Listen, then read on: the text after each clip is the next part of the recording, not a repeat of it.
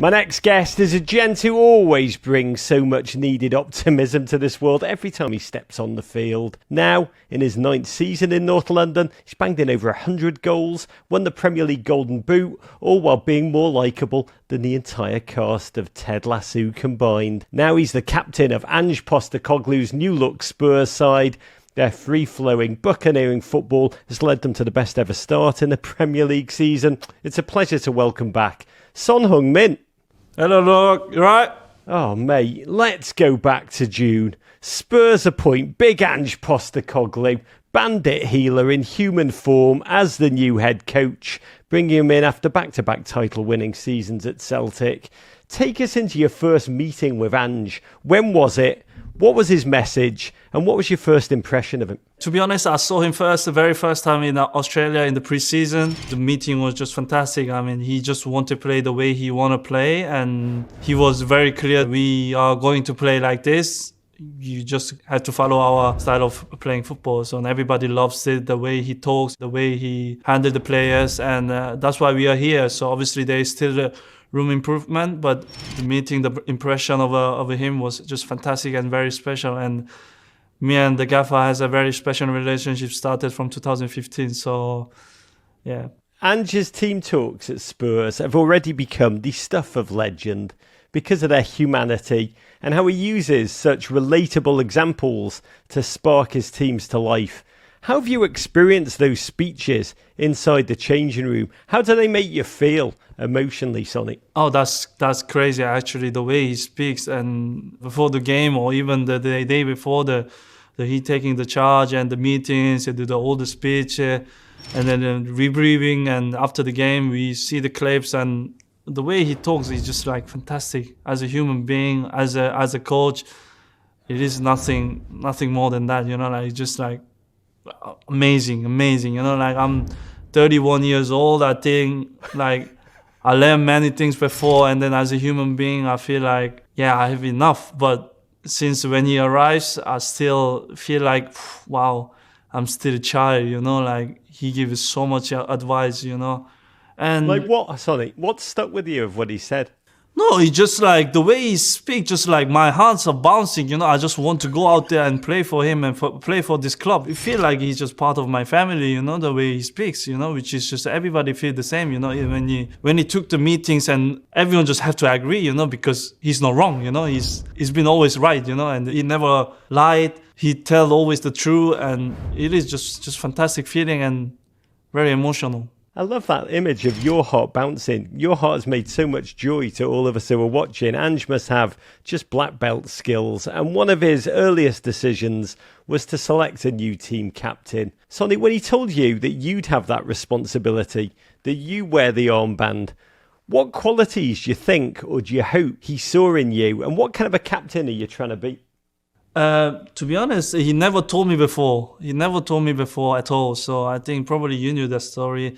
We had a meeting in the morning that day, and then everybody was there, and then every social media team was there in the meeting room. So then I was like, why they're here? So, and then certainly he just announced, we will announce the new captain, it's Sonny, and then I just have to give a speech. And then I was most of the nervous time I ever had. And it was all the players, I always face them. Normally it should be easy, but in front of everybody, the speech was the hardest part for me. But as I said before, I think he saw me from 2015 as a player, as a human being, and he saw me in a very, very good positive way, which is I'm very grateful. And as a captain, I don't want to be special, you know. I'm not the guy I want to look fancy or I want to look special. I want to wear the armbands. I'm not the type of the guy. I just want to be a good example because we have such a young group of the players and young group of age. And as a young player, you always follow the captain of your teams, you know.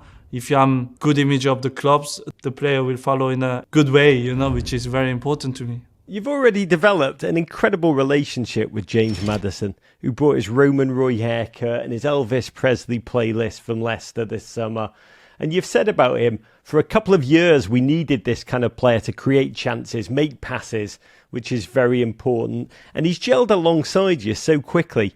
Can you talk about what it's like to play alongside James Maddison? What goes through your mind as you two attack I had a similar type of player like Maddison. I'm not comparing with Harry with Maddison, but you know the way H was dropping was similar. Maddison was giving the pass for ball, you know, and H is obviously fantastic striker, fantastic number 10. You know, he can pass the ball, he can score also the goal. But after Christian Eriksen left the club, we didn't have a kind of player who can make a final decision, final passes. And yeah, H did have a couple of years in a row. But soon as when Madas comes, you could see the Spurs needed a player like him. And obviously he's settling really well. He works really hard to be a big part of this club. And he's just shining boy, you know, he's just star boy. I'm just very glad to have this kind of player. And then I was a big fan when he was still at Leicester. And I still remember that after Leicester game, I went to him. He said, "What a player. You're a fantastic player." And he really appreciated it, you know, which is, I'm type of guy when I see someone that I like him and I just have to say it, you know, like something, you know. Madas was that type of a player. And as soon as he went and signed for us, he was one of the very happiest guy in the world.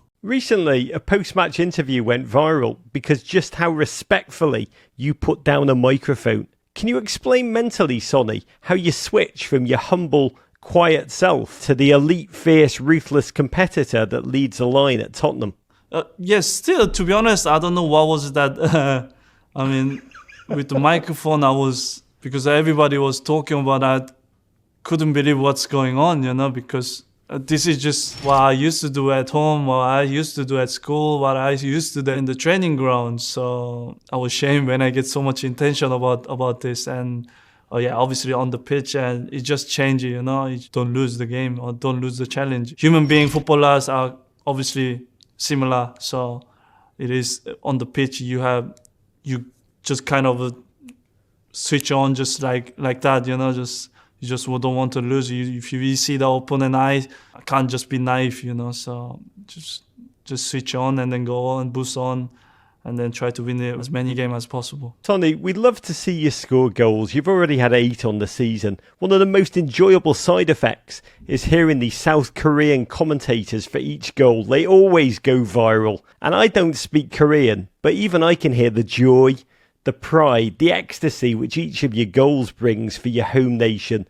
I don't know if you ever find yourself listening to them after the game, but can you put into words just how much bigger the Premier League's become in Korea because of you, with those fans staying up into the wee hours to watch you play? Oh, not definitely of me. I mean, I'm sure they're not definitely me. Obviously, Premier League is one of the biggest league in the world. So before I even joined, the Premier League is already supporting from everybody. So even in South Korea, the commentator was always going on. So yeah, I'm very pleased that everyone is happy for me when I score, when I make a good game. Obviously, yes, and then I take that big responsibility to make them happy. And yeah, I just want to make it as long as possible and as many games as possible, because it's a joy for me to see them smile, to see the Korean flag everywhere in the stadium, outside the pitch, and also in the commentator where going a little bit crazy, which is I'm enjoying. And also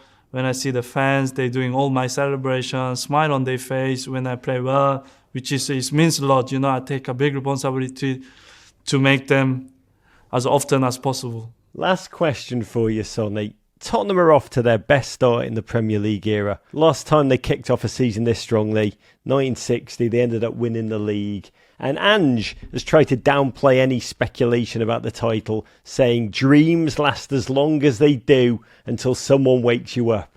Sonny, what do you hope Spurs Nation is dreaming about right now? What are your dreams, your goals? What's really the target for Spurs for the rest of the season? Can this team win the league?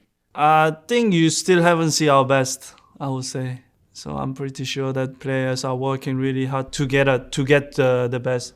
We don't want to be best, and we want to be special, which is very important. Obviously, to be as special, you have to work hard. You have to be competitor. And I think FI is right. You know, the dreams, you can always dream for yourself, but we are living in the present, you know. So we're working day by day. We're looking game by game, and then we see where we end until end of season, and then we see. Then we can talk about all the past, I don't like to talking about past and the future. So, I'm always stay in the present and stay humble because there is so many better teams in the Premier League. So we have to work harder than them and we have to work harder than them and prepare better than them and we see game by game. This is my goal. This is my dream.